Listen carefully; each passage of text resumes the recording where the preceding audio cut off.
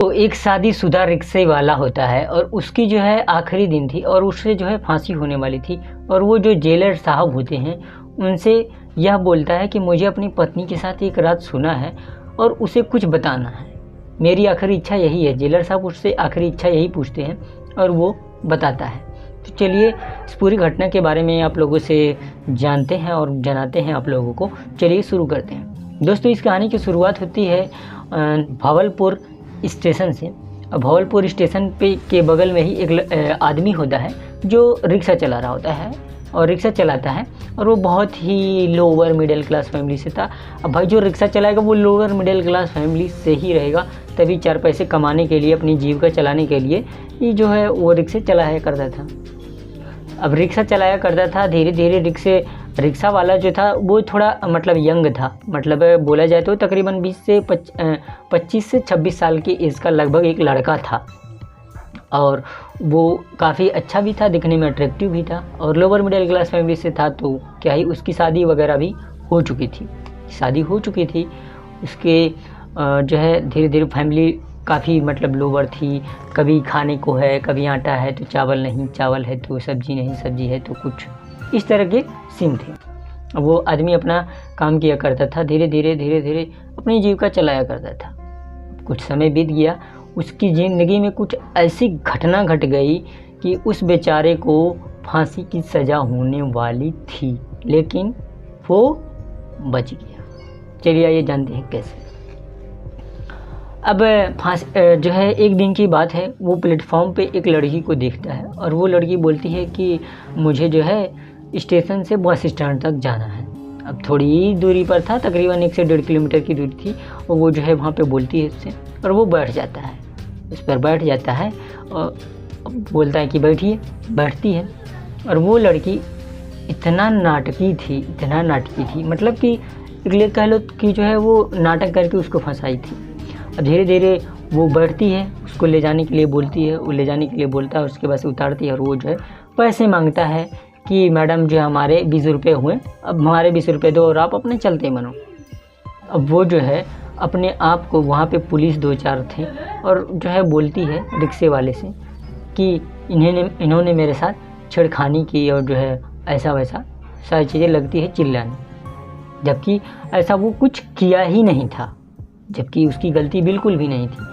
अब छेड़खानी की और इन्होंने मेरे साथ ऐसा करा, इन्होंने मेरे साथ इज्जत लूटी, ऐसी वैसी जो भी रहता था एकदम वहीं पे बैठ कर के रोने लगी। अब पुलिस वाले जुड़ जाते हैं, वहीं पर पुलिस वाले भी थे, उसने पुलिस वालों को बताया। फिर पुलिस वालों ने उसे गिरफ़्तार कर लिया और गिरफ़्तार करने के बाद से वो यह मामला इतना ज़्यादा बढ़ गया, मतलब ये जो मामला था फांसी की सज़ा तक पहुंच गया। मतलब कि लोगों की डिमांड होने लगी कि ऐसे रिक्शे वाले जो है अगर तो तब तो हो लड़कियां कहीं पर भी सेफ़ नहीं है, लेकिन किसी को कहाँ पता था कि लड़की की ही चालाकी है, लड़की की ही जो है गलती है। कोई मानेगा? कोई नहीं मानेगा, क्योंकि वहाँ पे सब लोग सिर्फ़ और सिर्फ लड़की पर ही भरोसा करेंगे, ना कि उस चलाने वाले रिक्शा चलाने वाले लड़के की। समझ रहे हो ना? कुछ इस तरह का माहौल था। अब चीज़ें बहुत बिगड़ गई थी। अब उसे साहब फांसी की सज़ा सुनाने वाले थे। जज साहब उसे जो है गवाहों और सबूतों को जो है देखते हुए उसको जो है फांसी की सज़ा सुनाने वाले थे और लोगों में भी डिमांड बढ़ गया था कि हमारे यहाँ बेटियाँ सुरक्षित नहीं हैं और इसी तरह के अगर रिक्शे वाले रहेंगे तो कौन छोड़ेगा, कौन कैसे क्या करेगा। लेकिन ये सारी चीज़ें धरी की धरी रह गईं जब उसे फांसी की सज़ा ऑन द स्पॉट सुनाई गई कि 4 दिन बाद आपको फांसी की सज़ा हो जाएगी। उसका पहला दिन बीतता है, दूसरा दिन बीतता है, तीसरे दिन उससे उसकी आखिरी इच्छा पूछी जाती है कि तुम्हारी आखिरी इच्छा क्या है और तुम्हें फांसी की सज़ा होने वाली है। लेकिन वो जो जेलर साहब से कहा ना, वो सुन करके आप लोगों की आंखों से आंसू ही निकलने वाले हैं। मुझे नहीं पता ये जो क्राइम हुआ है इसे मैंने पढ़ा और मैंने आप लोगों से जो है सुना रहा हूँ, ध्यान से सुनिएगा। पूछते हैं तुम्हारी कोई आखिरी इच्छा है तो तुम बता दो, हम तुम्हारी आखिरी इच्छा पूरी कर देंगे। वो बोलता है कि जेलर साहब से यही बोलता है कि मुझे अपनी पत्नी के साथ एक आखिरी रात सोना है। अब उसको जो है जेलर साहब उसकी पत्नी को फ़ोन करते हैं, उसे बताते हैं कि तुम्हारी पति की यही आखिरी इच्छा है, क्या तुम अपने पति की आखिरी इच्छा पूरी करना चाहोगी। अब दोनों पति पत्नी दोनों का लव मैरिज था, दोनों ही प्यार एक दूसरे से करते थे, तो उसकी आखिरी इच्छा पूरी करने के लिए वो भी आ जाती है क्योंकि उसे फांसी होने वाली थी। जेलर साहब थोड़े समझदार और थोड़ा टेक्निकल मतलब माइंडेड थे, तो जेलर साहब वहीं पर एक कमरा होता है जहाँ पे उस कमरे में जो है व्यवस्था कराई जाती है उन दोनों के सोने की।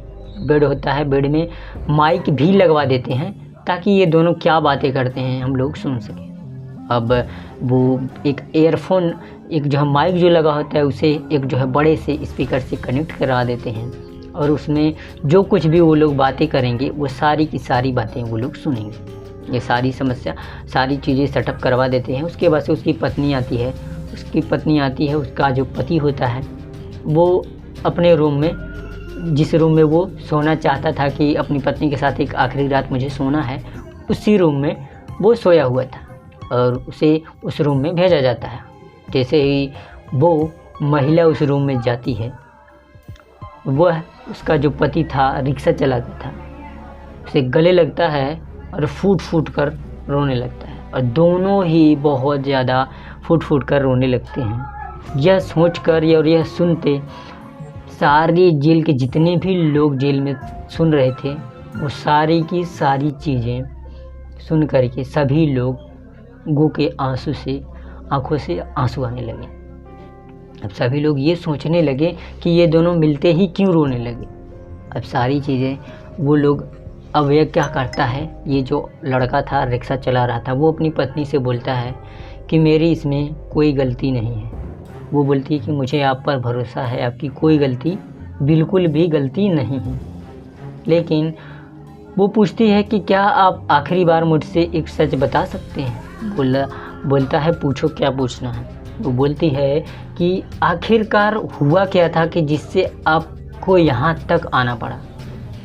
फिर वो पूरी घटना बताता है कि मैं लेकर के आया और यहाँ पे इस लड़की ने जो है पैसे की चक्कर में मुझसे पैसा मांगा और जो है मैंने पैसे नहीं दिए। वो मेरे से मैंने उससे पैसा मांगा कि मेरा 20 रुपये दीजिए मैडम और आप यहाँ से निकलिए, और उसने मेरे से पैसे उसके बदले में मांगने लगी और बोली कि मैं तुम्हें फंसा दूँगी। लेकिन मैं भी ठहरा ढीठ, मैं बोला कि तुम मेरा कुछ नहीं बिगाड़ सकती हो, तुम मेरा 20 रुपये दो और अपना निकलो मैडम। बस इतना ही बात थी और इसी बात पर उस लड़की ने मेरे साथ ऐसा किया। और यह कह कर के दोनों ही एकदम से फूट फूट कर गले लग कर के रोने लगते हैं। अब यह सब सुन कर के जेल में जितने भी लोग ये सारी चीज़ें सुन रहे थे वो सुन कर के सभी लोग रोने लग जाते हैं, सभी लोगों की आंखों से आंसू छलक आ जाते हैं। अब यह सब घटना जो रिकॉर्ड हुआ था वो सारी चीज़ें जब उसकी फांसी होने वाली थी कि उसकी पत्नी उसी रात के बाद से चली जाती है और वो बोलता है कि बच्चों का ख्याल रखना अपने और कभी भी दूसरी शादी मत करना। वो पहले ही बता देता है कि कभी दूसरी शादी मत करना वरना तुम्हें भी झेलना पड़ सकता है। वो बोलता है कि तुम दूसरी शादी कर लेना और मेरा साथ यहीं तक था। वो बोलती है मर जाऊंगी पर दूसरी शादी नहीं करूंगी। यह सब सुन करके वो उसकी पत्नी उसकी बातों को सुन करके वहाँ से चली जाती है। अब वहाँ से जब चली जाती है उसके बाद से उसकी आखिरी दिन था क्योंकि उसे फांसी होने वाला था। अब फांसी के फंदे पर उसको जो है फांसी के फंदे के पास उसको लाया जाता है, उससे फिर से उसकी आखिरी इच्छा पूछी जाती है। वो बोलता है मेरी कोई आखिरी इच्छा नहीं है। अब यह बोल करके वो जज साहब के सामने उस जैसे ही बोलने वाले होते हैं कि फांसी की सज़ा सुनाई जाए कि तभी जेलर साहब एक बार फिर से आते हैं और जज साहब को वो सारी चीज़ें सुनाते हैं, दिखाते हैं। यह सब सुन करके उसके जो है जज साहब को फिर भी उसको भरोसा नहीं होता है, लेकिन जज साहब उसका लाई डिटेक्टर टेस्ट करवाते हैं कि क्या ये आदमी सच बोल रहा है। लेकिन जब लाई डिटेक्टर वो पास कर लेता है तब जाके उसे जज साहब तमाम सबूतों को खारिज करते हुए उसे फ्री कर देते हैं।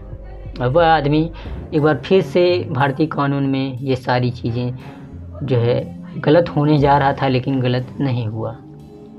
कई सारे ऐसे केसेस हैं इस दुनिया में, इस इंडिया में ही, जो कि भारतीय कानून भी नहीं कुछ कर पाया। जो काफ़ी सारी केसेस ऐसे हैं जिसमें गलती जिसकी नहीं है उसी को सज़ा मिली है।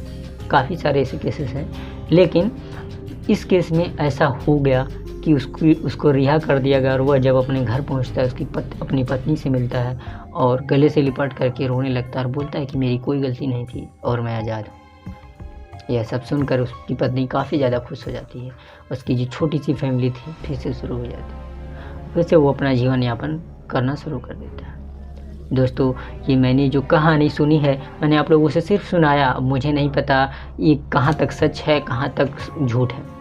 इस कहानी पे आपकी क्या राय है, कमेंट बॉक्स में कमेंट करके बता दीजिएगा और अपनी अपनी राय ज़रूर से दीजिएगा। और अगर आप लोग, मेरा इस कहानी को बनाने का सिर्फ इतना ही मकसद है कि आप लोग इस तरह की घटनाओं से जागरूक हों, ना कि किसी के दिल को ठेस पहुंचाना। ठीक है, हमारे इस वीडियो को बनाने का मकसद किसी के दिल को ठेस पहुंचाना बिल्कुल भी नहीं है। ठीक है दोस्तों, तो आई होप कि तुम्हें ये कहानी पसंद आई होगी। लाइक करना, शेयर करना, चैनल को सब्सक्राइब करके ऑल पे सेलेक्ट करना, ताकि मैं जब भी वीडियो अपलोड करूँगा तब तक आप तक सबसे पहले बच्चों का बस आज के लिए इतना। जय हिंद, वंदे मातरम, bye bye, take care, love you all.